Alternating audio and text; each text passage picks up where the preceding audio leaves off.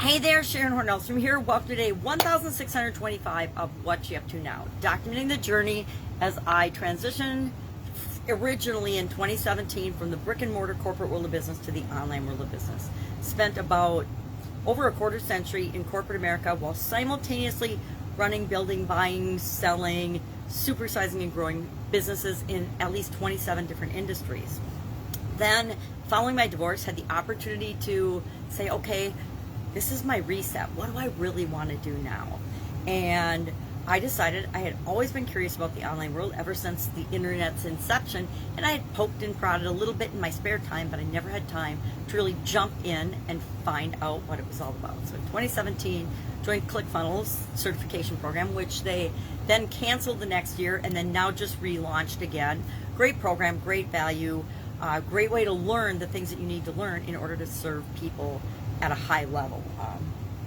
So I'm glad they reintroduced that program. But that was my first taste of real online involvement. And I did it not because I wanted to make funnels for other people or have an agency, but because I wanted to learn a foundational way of building businesses online so I could help people that were offline, not in the online world, get the best, fastest, easiest supersized results for themselves without having to become online experts, right? Not having to know everything. So a couple pieces of content I learned to publish from Russell Brunson and Steve Larson that I needed to publish.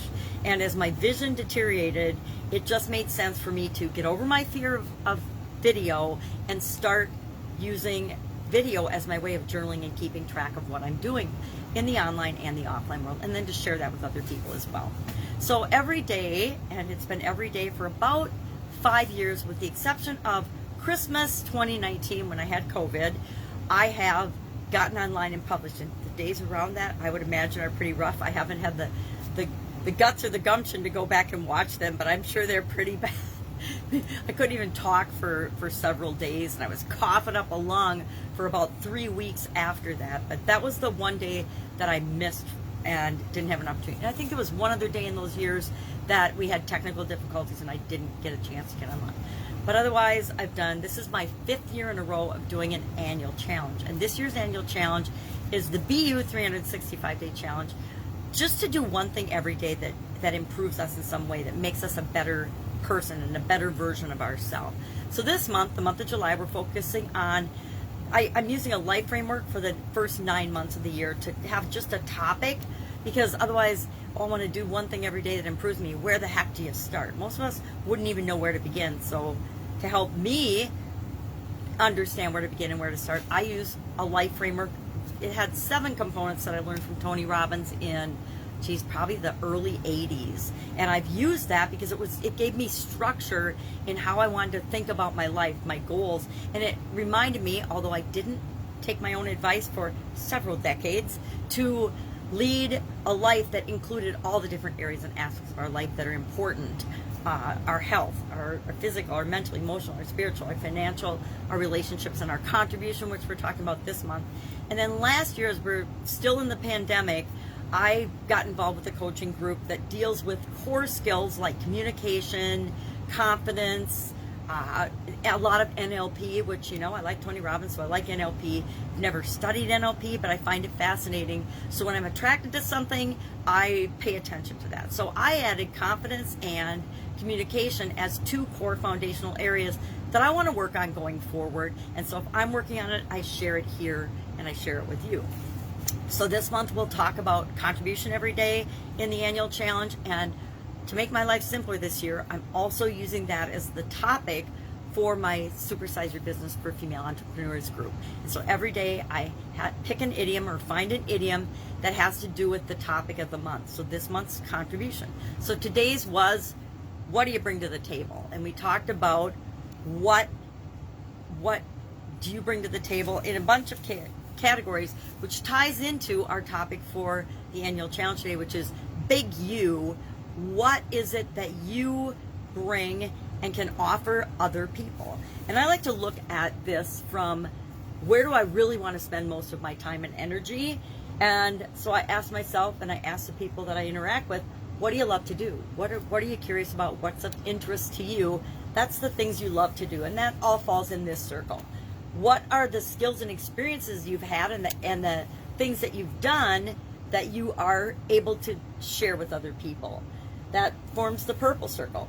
The green circle is, because I deal with business owners a lot, is what will people pay you for, or what do people value that you know, or have skills or love that you could, well, have skills and experience and love to do that you could offer and share with other people. And then I add this big blue circle, what makes the world a better place? Because there are things that clearly make the world a better place, and there are things that clearly don't make the world a better place. So where all four of these things intersect, that forms this sweet spot or genius zone. And that's where I now, the older I get, spend more and more and more of my time and energy. If it doesn't fall and answer those four questions and fall into one of those or all of those four categories, I find it really easy to say no to those things now. You know, will you just hop on a quick 15-minute call with me? No. Will you, if it doesn't have something to do with all four of those areas that can help me be better and offer more value to the world and bring more to the table, the answer is just automatically no. That makes life so much simpler and easier than not having identified these things. Am I always tweaking what goes in and out of these individual circles, these four circles? Yes, but if it doesn't meet all four criteria, it's easy for me to say no. It's a great decision-making tool, and it's more than that. It's where can I add the greatest value in my life, in other people's lives, to the world in general. And that's what's uniquely me. And just like my mug says today, no one is you, and that is your superpower. So if you're in doubt and you're like I used to be and say, oh, I don't know what I want to do with my life, I'm not good at anything, I can do a bunch of little things but nothing really, really awesome that stands out and says, this is what you are destined to do. You know, no singing voice, you know, no super duper awesome artistic talent, although I love artistic things and creative things. That falls into my love, but the stuff I create, people would probably not pay me for. So and people wouldn't value it like I value it. So it's probably something, and do I spend just a teeny bit of time on those things because they make me feel good? Yes. But would I spend the vast majority of my time on it? No. So here's an example of what falls in my sweet spot. Teaching and spending time and energy with my granddaughters. Why? Because I love, love, love and adore them. I have the skills and abilities and experience to positively impact their lives. They will value it. They might not now, and my 1-year-old, 7-year-old does, but the 1-year-old might not get it yet. But does it make the world a better place? Yes. Creating great human beings, positive, self-confident, skilled and able and loving, kind human beings, that definitely makes the world a better place. So I like to spend time on that in my sweet spot, in my genius zone.